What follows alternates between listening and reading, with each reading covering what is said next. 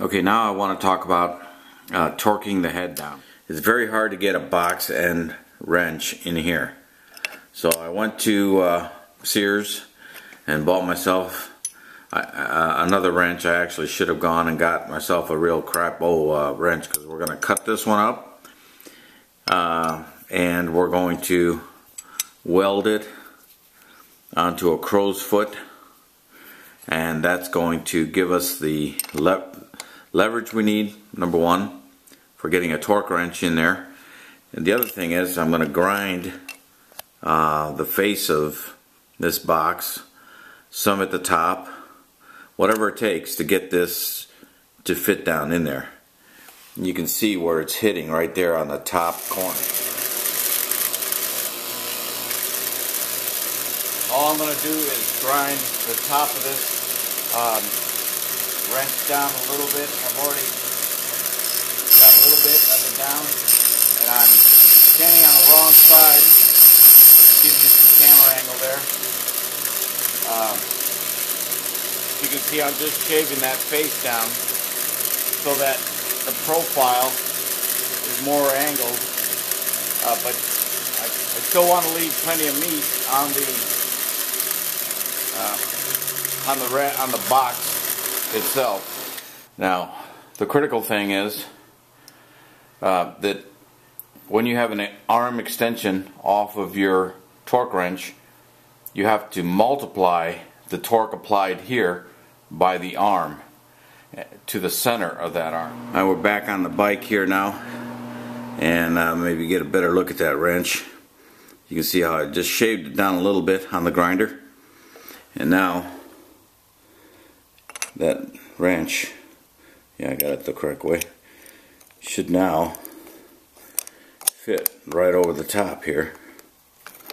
And of course, if it doesn't, I'll shave it down some more. Just about there.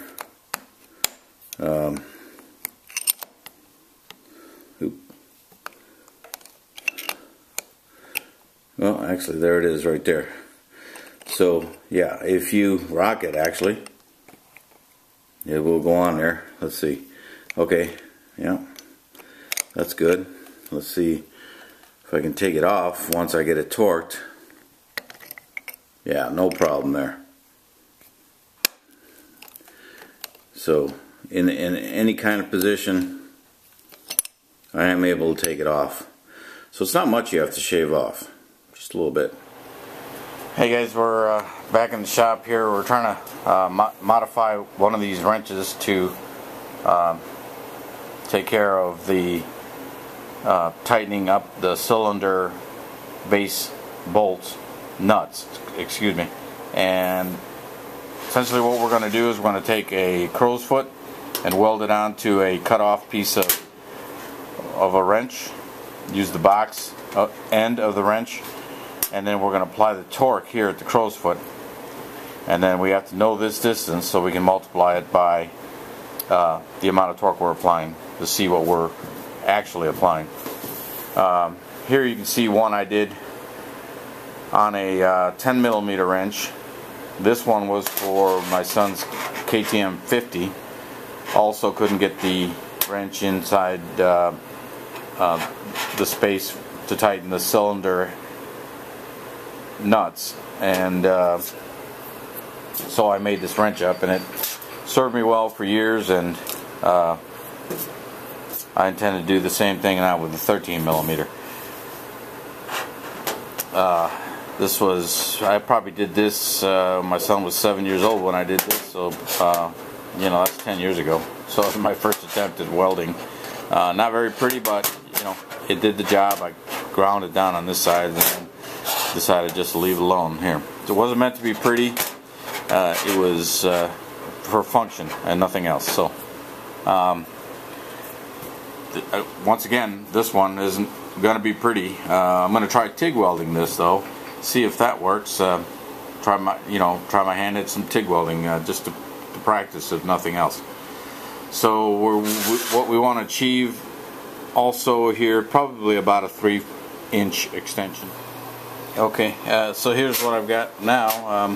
All I did was slice that a little bit longer than 3 inches, and here's the reason why. This is has to fit inside the crow's foot, and if you do it a little bit longer, then what you can do is get it to the exact dimensions you want by just rounding off these corners. The more you round them off, the further they'll fit in there, but of course you want a fairly tight fit, so you don't have a lot of gap while you're welding. But anyway, that's what I've come up with, and at least on paper, let's see, actually this has got to go like that, and I have this set at 3 inches now from the center of the point at which the torque is applied is where you want to measure, to the center of, actually the torque is applied there, and that's the nut that that you're tightening right here. So you want to go from center to center, and that's you know, if I lay it down, pretty damn good, right at the center. So we'll clamp that somehow, put on magnets, get it nice and level, and then we'll torque it down, or tack it down. Alright guys, got it all lined up here now. I'm going to start with some tacks, and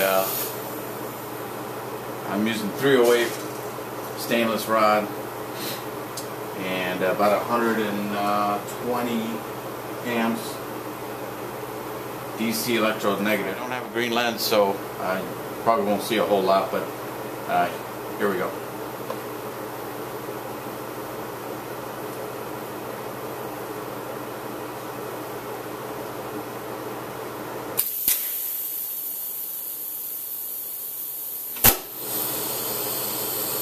A little tack there.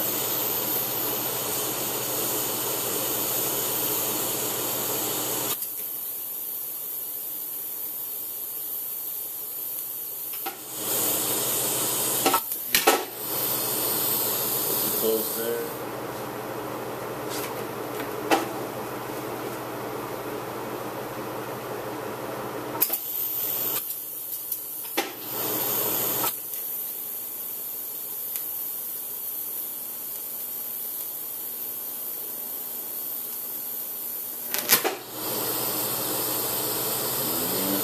That one.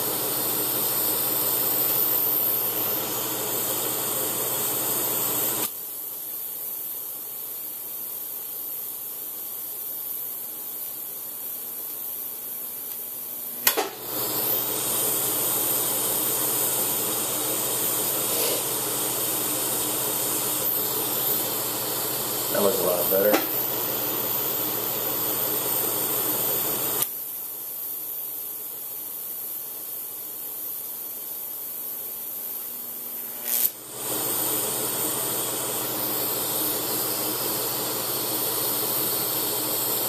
Let it cool a little bit, and now I'll weld this back side of the wrench.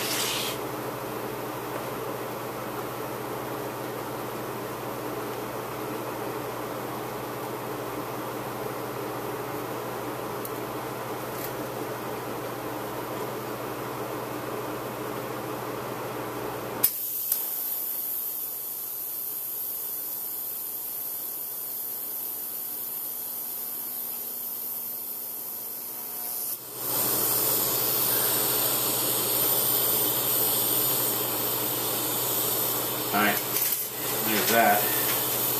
I think what I learned from this weld here is that I was using too much filler rod, so I just used it if I needed it on this side. I think it came out pretty nice.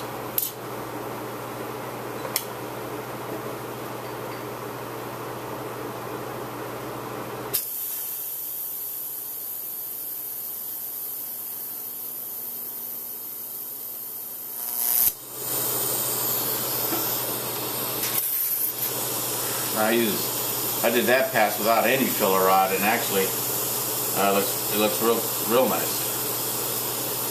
Probably could have used a little bit. I'm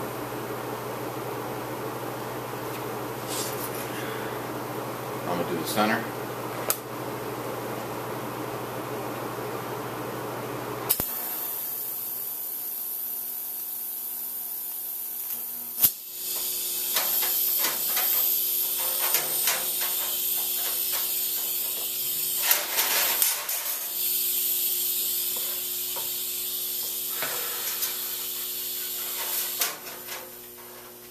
That rod stuck there, I'll just melt it down.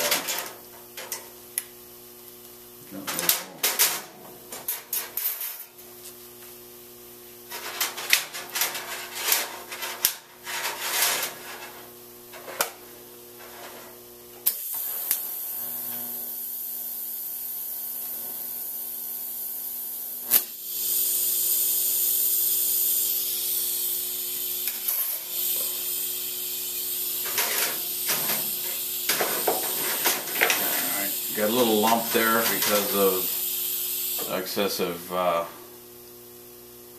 filler there. And I'm going to do this back side here. Probably get by without any filler rod on that.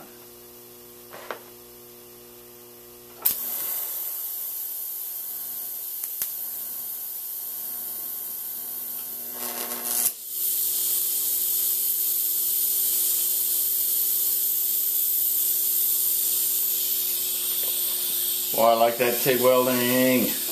That's nice. Okay, so here are the two tools, the 10mm and the 13mm. You can see, you know, I wire wheeled the welds and just to clean them up, get all the crud off them, and you know they turn out all right. They'll certainly do the trick. We're only turning these things to 13, maybe 20 foot-pounds at the most. It's not very much, so this will certainly do the job. Anyway, let's move on to the next step then. All right.